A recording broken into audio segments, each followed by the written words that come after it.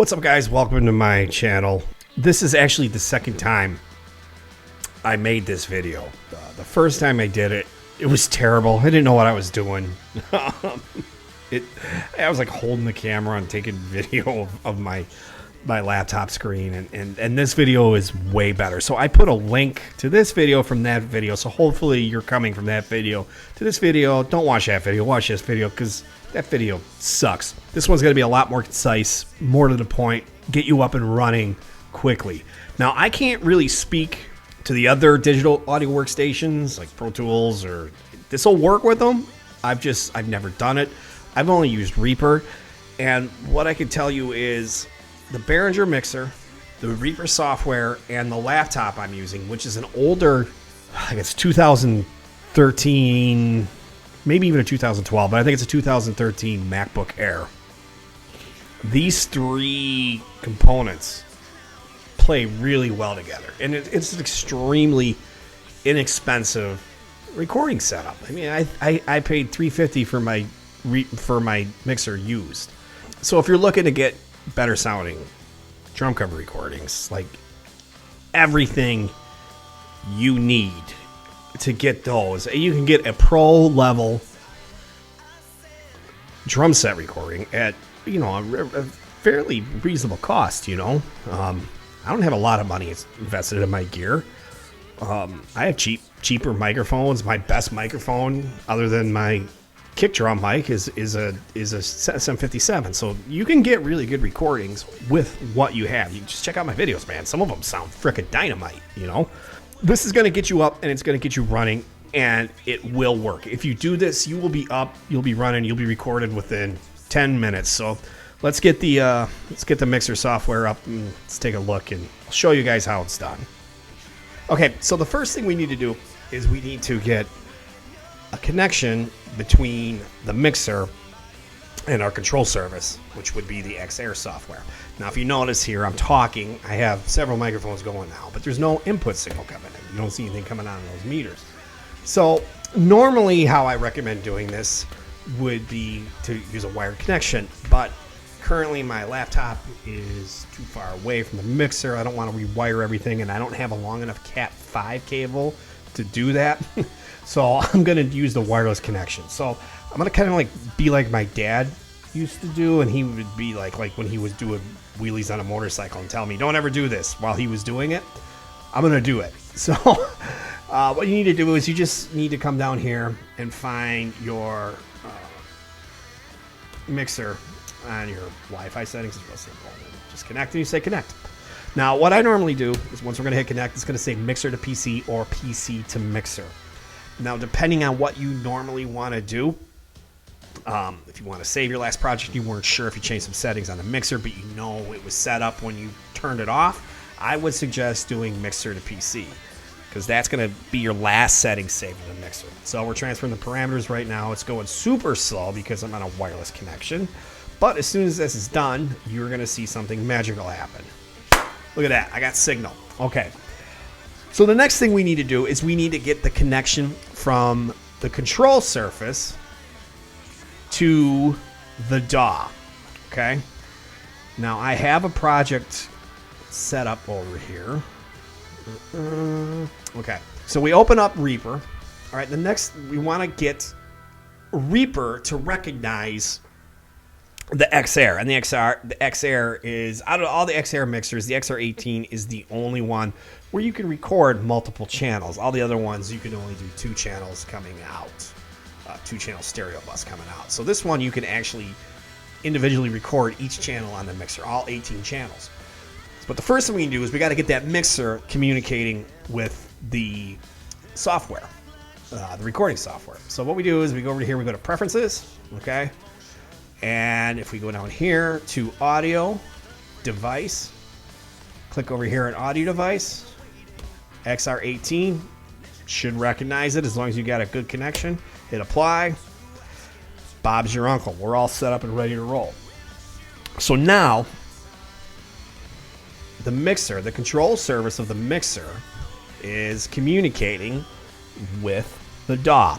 Now I would say our next step is you want to get everything set up So you got a nice looking waveform going in. I'm gonna just kind of open a project I already have going here so you can kind of see what that looks like. If you look over here, okay, so this is my kick one. See how these waveforms look? See, they're not too big. There's a little bit of headroom. That's kind of what we're going for. We don't want it to look like this, you know, or like this. You know, that's too small of a waveform. So you're going to have to do a little bit of experimenting. We don't want this, you know. We want this. A nice big waveform, but with a little bit of headroom. Okay, so that's what it should look like while you're recording. If it doesn't, you need to go to your mixing software and you need to just kind of adjust the trim. Not the faders, the trim. You kind of want to keep these at unity, okay? Because this is going to give you a little headroom to play with. So if you're at 0 here, you want to go louder. This can only go so far. This can only get so loud on the gate, but it can't go any louder than that. That's as loud as it's going to be able to go. But if I come up here to the gain, okay, if I go to channel, I can take my gain up and down, okay? So that gain is going to give you a little more signal coming in to the recording software. So once we get all of our input levels set, the next thing we want to do is we want to assign all of our tracks. So if we look down the XAir software, I have my kick on 1, snare 2, rack 3, floor tom 4, and 5, overheads on 6 and 7. Got a room mic on 8, and then I have a snare mic underneath my snare drum to kind of pick up the wires a little bit. So I have them. I always have them assigned to my software, just like this. So right under the line, 1, 2, 3, 4. It's just the easiest way to do it. So our next step is we got to assign our tracks. So if we come up to the XAir software, go to track. There's a couple ways you can do this. You can either go to track, hit insert track, or we can go on Mac. I don't know what it is on PC, but on Mac it's Command T. So I just added 2 tracks.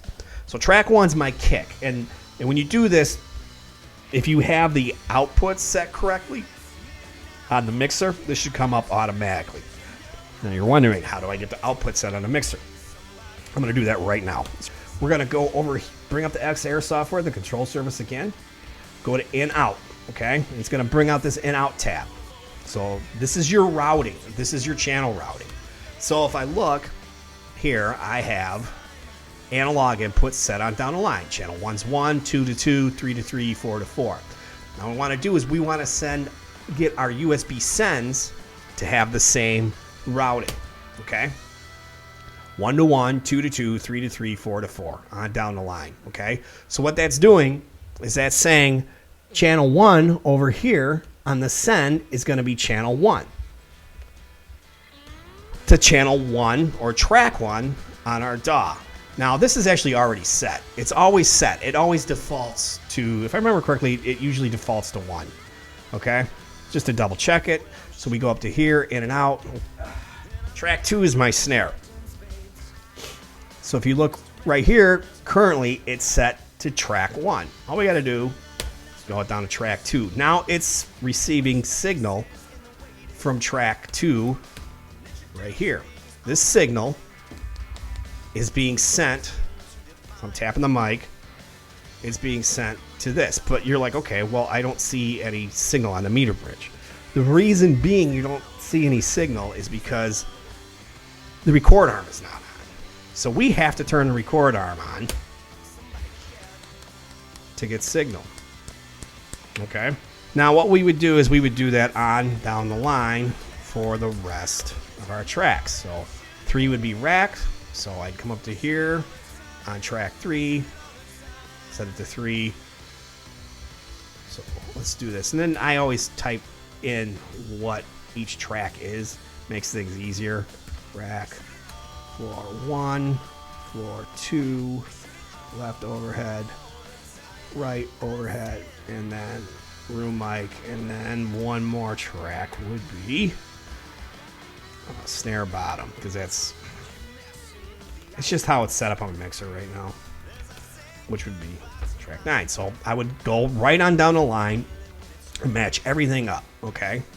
So high tom is track 2, so, or I'm sorry, track 3, I already got that set. Floor tom 1 is track 4.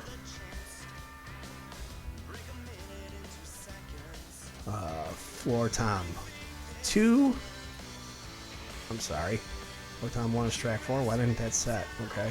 Floor tom 2 is track 5. Left overhead is track 6. Right overhead.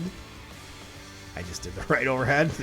That's track 7. I'm sorry. Left overhead is track 6.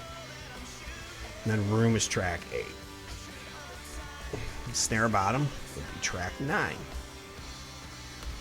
The cool thing too is you can move this around. So I can move my snare bottom just by grabbing it and dragging it over to here.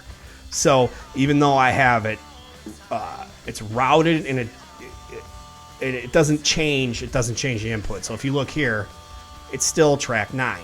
It's not track 3 just because I moved the track over. All you're doing is moving that position on the software. The next thing we got to do is we have to set up our record monitoring. I'm going to open a project I already have here. Okay. So if I go over here, I have Fairies Wear Boots. Okay. I have on track 22, I have music playing. Okay. So I have my play along or my bed track that I'm going to play along with. Now, if I want to edit a bed track, all I got to do is click on the track I want to add it to, come to here, and then go insert, go to insert, media file, and then pick the track I want to add. And then it's there. Easy as that. If I want to add a count in, so let's say I want to start playing right when the music starts. It's really hard to kind of guess what that is. You got to look at it and kind of guess. What I do to avoid that is I add a click track to the beginning. So I add just a count roll. And all you got to do to add a count roll is if you click the track you want to add it to, and then go up here and to insert and go down to click source. Click source. And there it is. Okay. Oh, you want to set your tempo. I forgot that spot. So you want to set your tempo. So argument's sake, it's 117. We set it to 117, and then we could set the amount of clicks. You've noticed each click is on the grid. So what I would do is I'd set it to an 8-track 1, 2, 3, 4, 1, 2, 3, and this would be 1. And then I would get my bed track, and let's say this right here is starting point of the song, and I would just drag it over so it lines up to the grid. Now you notice I can't, if I drag it over this way, it's a little bit to the left of the grid, so it'll be a little early. If I drag it this way, it's to the right of the grid. So I get it as close as possible, okay? And then what I do is I would hit N, and then I would go nudge by position, so we can go to nudge or set. I would go nudge by position, and then I would nudge it the way I wanted to go. You can either go left or right. And I usually do it by milliseconds. And I find 5 milliseconds is a pretty good, easy round number to do it by. And I just line it up like that. Bob's your uncle. Simple as that. The next thing we need to do is we need to set the monitoring. So the monitoring is what we hear in our headphones. So this is how I recorded everything. Each track. And I have my kick up a little bit. This has been mixed since, so these faders are all jacked up. But what I would normally do is I usually keep my overheads about here when I'm monitoring, and you notice each of these things that's green, that means that's monitoring. That means there's signal coming back. Okay, if we listen, this is what I'm hearing in my mix on my headphones. This is what I'm hearing as I play along.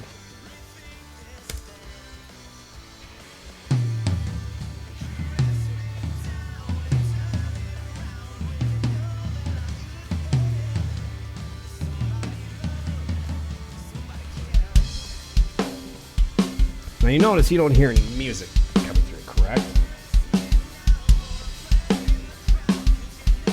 You just hear the drums. So when I'm playing along, let's say I want a little more kick. I have to make sure that the track monitoring is on. So monitor input, and then as I'm playing along, you hear the kick going up and down. That's what I'm hearing through my headphones. All right. So what I usually do is I set my overhead's kind of low on my kick and my snare. But I got to be able to hear my music too. So you got to do the same thing over here. So this is your monitoring right here. If it's off, there's no monitoring. If it's on, there's monitoring, okay?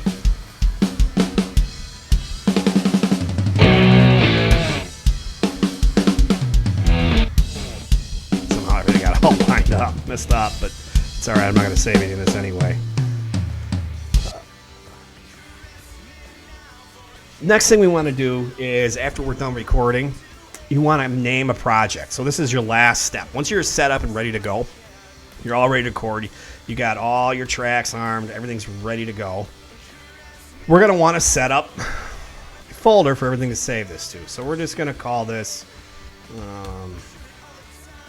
we're going to call this XR vid. What I'm going to do is I'm going to save my project as, this is my first step always when I'm ready to record. Or I always set this up. Save it as XR vid. Save. Okay, so that's all set, right? So now we're ready to record. I got my bed track in there. Sitting down on my drums and I'm ready to go. Got my count off set. Hit record. We're in. Now see the waveforms going along? Blah, da, da, da, da, da, da, da, da. Talking, playing drums, playing drums. I'm all done playing drums. Hit stop. Hit save all. Turn off my record arms. And I'm ready to go mix. Simple as that. Now that waveform will be saved to this area right here. See, there it is right there. That's my waveform. Shut off my mixer. And here's another cool thing too is once you got your mixer set, everything's all set up on your mixer on the XAir software, you never have to really go back and change any of that. Like, the only time I change it is if I'm going back and forth between live streams or band practice, and then I have presets all set up. So I just go back to my preset for my recording, load that preset up. All I have to do is turn it on, plug my USB into my laptop, get my right audio device set up, and then I'm all ready to go. I'm ready to record like that. All right, guys.